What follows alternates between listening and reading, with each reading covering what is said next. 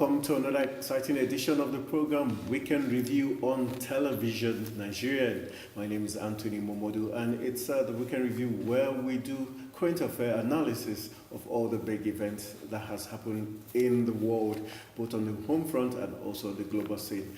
And today's edition is no different. We've been looking at, on the home front, we'll be looking at Oshomole's declaration for the chairmanship position of the All Progressive Congress Party. Also, we'll be looking at Obasanjo's coalition collapsing into ADC, and not forgetting the MPDP in the APC. We'll be looking at that, and also we'll be looking at Senate declaring IGP unfit to hold public office. Not forgetting Buhari's trip and his meeting with Dogara and the Senate President Bukola Saraki will be on focus today. We'll also be looking at the court's decision to nullify Omo Egege's suspension by the House.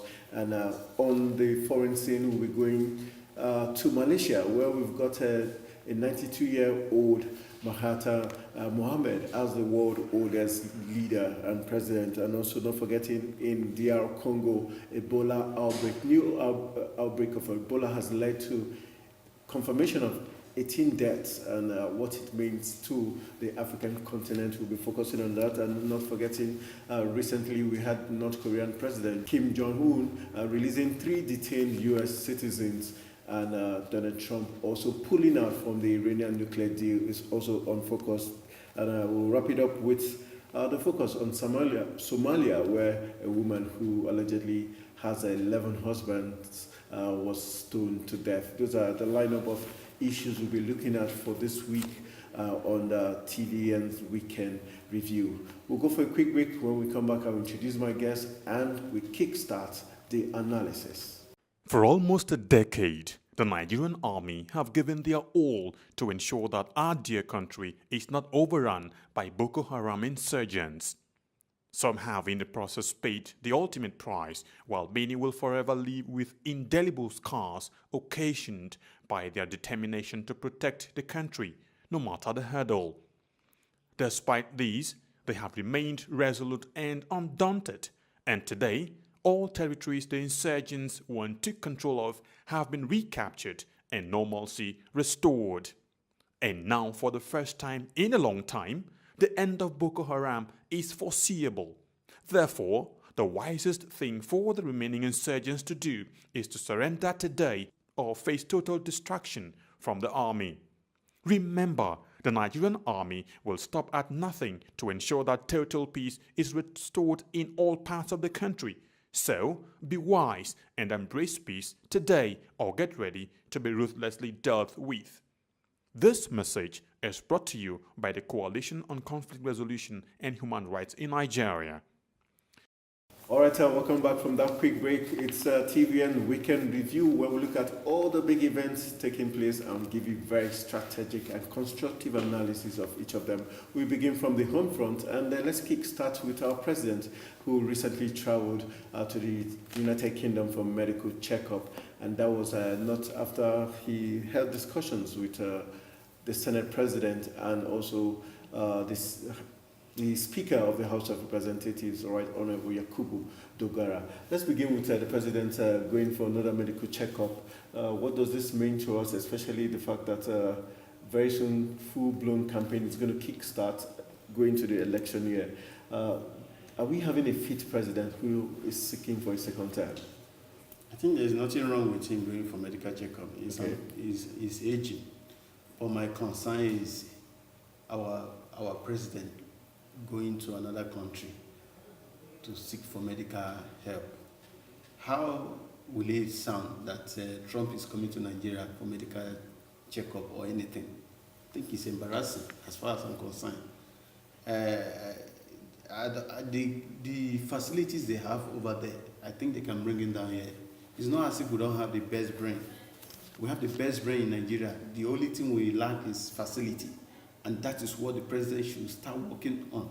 And you should stop wasting our money going abroad to take for medical checkup. All right, let's look at the Oshomole now has declared his intention to become the chairman of the APC. Do you think, looking at all that is happening within the APC, do you think he's the right man to get that top job? Oshomole that I know is a good go-getter. Okay. From an NLC to the governor of Edo State, and now declaring for, I bet you he's going to get that ticket. But my fear for APC is that they might have a problem in the long run, especially in the election proper, because Oshomole will be coming newly, and before you could settle down, election is around the corner. So it might cause a problem for them in the general election. So, but if I were to be APC, if I'm to advise them, they should stick with what they have, because the man on ground is grounded. He knows everything that is happening. Within the APC saying, okay, they want a meeting with the president, they've been shortchanged, they've been sidelined. What's the implication of this to the APC as a party? And they gave a one-week ultimatum that if they don't, they will decline. I think the APC have really tried. Maybe that is one of the reasons why they are avoiding having Congress or meeting. Convention, yeah. Yes, because it's a consortium of parties, ANPP, CPC, MPDP, so many parties coming together to form the APC. But it seems as if it's only some group of people or some parties in the past that are enjoying the present APC. Some of them might lose their tickets, especially those ones in the Senate and the House of Rep. Even the governors, they might lose their ticket if they don't quickly address issues. So I'm not surprised that those guys are complaining, because they've not been, so many of them have not been carried along, and some of them are not comfortable with the way things are going. Recently we heard about Olaguso Ilola, yes, quitting the party. So I still see so many of them that will quit the party after the Ekiti primaries and the general election. Once they do the primaries, so many of them will decamp, that is for sure. All right, let's look at the very interesting story that hit us today, talking about the court nullifying the suspension of Omo Agege. Is this not going to cause some bit of confusion within Omo Agege and his fellow lawmakers? I think I got there's a speculation, or whether it's an information that the Senate are going to appeal the ruling. Okay. So it has not ended. But Omo Agege is actually represented by my state. Yeah, I think I'm not comfortable with his person. Has he always been like that? I'm really surprised. I used to see him as a very gentle person, but the things that he's doing, and he's a lawyer. The funniest thing is that he was in the ethics. I don't know if he's still there. It was ethics committee, and he was the one that brought up this idea of suspension for 90 days and all those.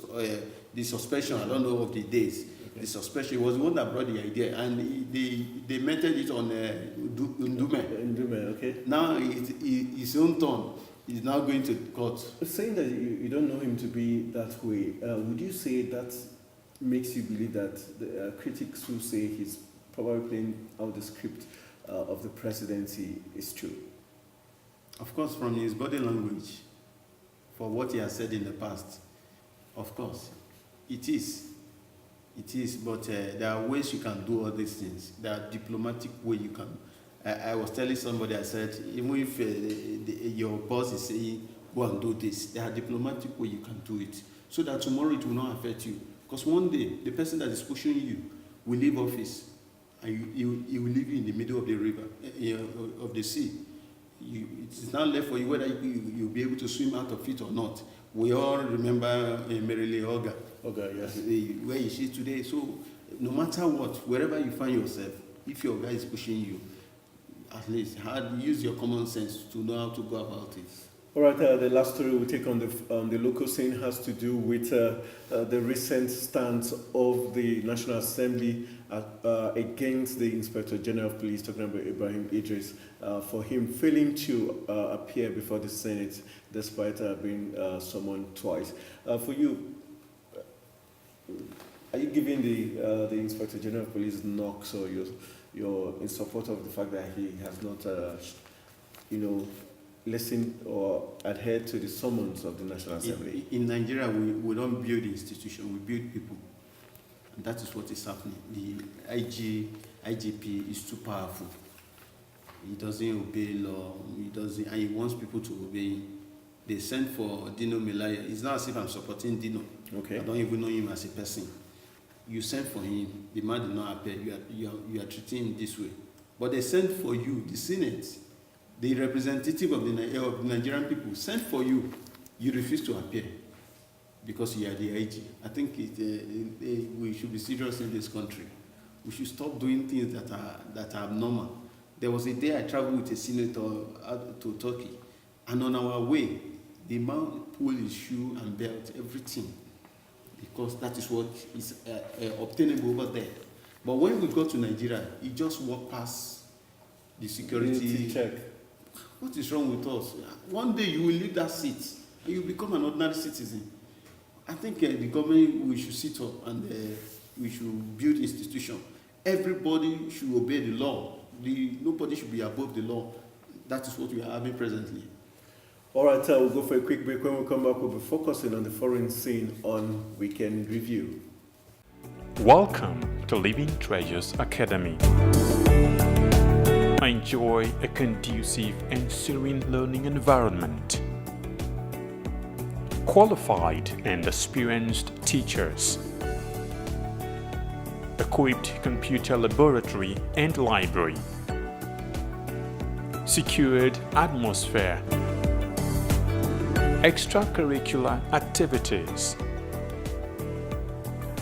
An all-embracing curriculum for total development of the child. Comprehensive education for leadership. Join us today from crèche to secondary levels.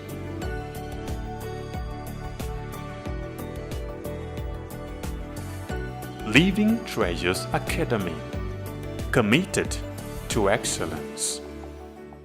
All right, welcome back from that break. It's time for us to focus on the foreign scene to get analysis on the big stories. All right, recently the world was giving the world oldest leader who is 92 years old. The Malaysian new president is 92 years old. And what does that mean to you? Does that give our president someone to look up to? That would be the campaign, APC campaign too now. That after our president Malaysia is not up to that. But it's funny to me. I'm really surprised that such a thing can still happen. I don't know where the youth are. Maybe they are also lazy. Maybe they are also lazy youth in Malaysia, like they say we are lazy.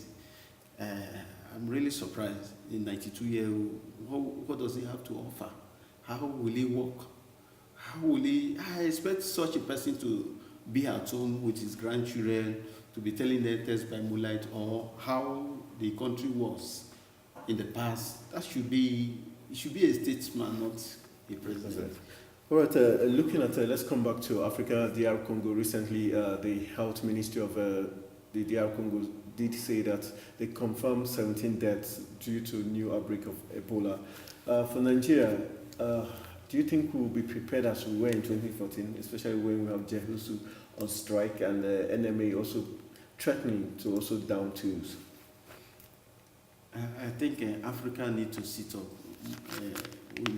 We need to hold either a stakeholders meeting involving all the African countries or anything close to that. With the way we handle deaths, hygiene, especially in Nigeria, is something else, especially when you go to Lagos. You see all the drainages are blocked, where it is free, the water has been stagnant for so many months or years. I think the way we handle, even as we speak now, some people want government to come and sweep their house for them, and it is not supposed to be. Hygiene is supposed to be a personal decision. If my environment is clean, dirty, I should be able to take care of it to avoid, rats like very dirty environment. That is where they exist. So I would advise that the government should do. I don't know if a national orientation agency is still existing because there are so many things to be done. especially orientation about hygiene, should be the main thing now.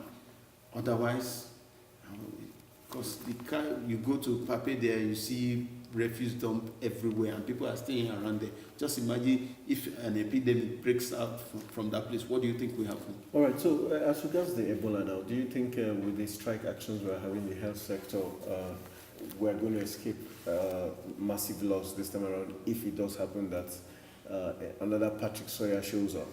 I think I was at the hospital yesterday to investigate, to know whether they are working.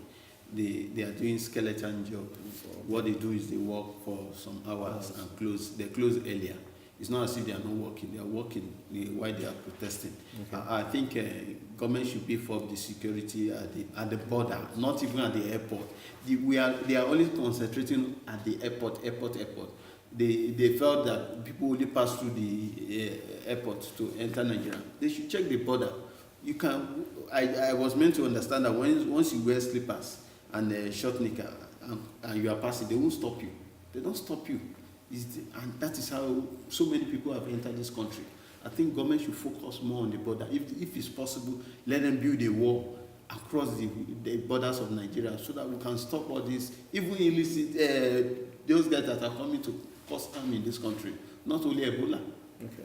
All right, let's look at the story that broke U.S. citizens being released by North Korean president ahead of the meeting between Trump and Kim. Do you think he was technically forced to make this release of 3 detained Americans, or it's just a way to smoothen the ground ahead of the meeting he's going to have with Trump? If you know Nigeria, if you know America very well, they don't joke with their citizens compared to Nigeria. How many guests were missing? Up to now, we've not found one. But America, if one person is missing, it reminds me of the Bible, what Jesus said about when a lion attacks the sheep? No, if 99, one sheep is lost, you would rather abandon the 99 and go and look for that one sheep. It's a typical, that is what typical Americans do. Once a citizen has a problem, they can do anything to make sure that that person is secure. And that is what Nigerians should be learning from other countries, especially America. Look at how many people are missing. Look at how people are being maimed in this country. And we don't even care. It's as if they are not human beings. That's why we don't care. But look at America. They went after those 3. I'm very sure America must have done so many things on the ground to ensure that these guys are released.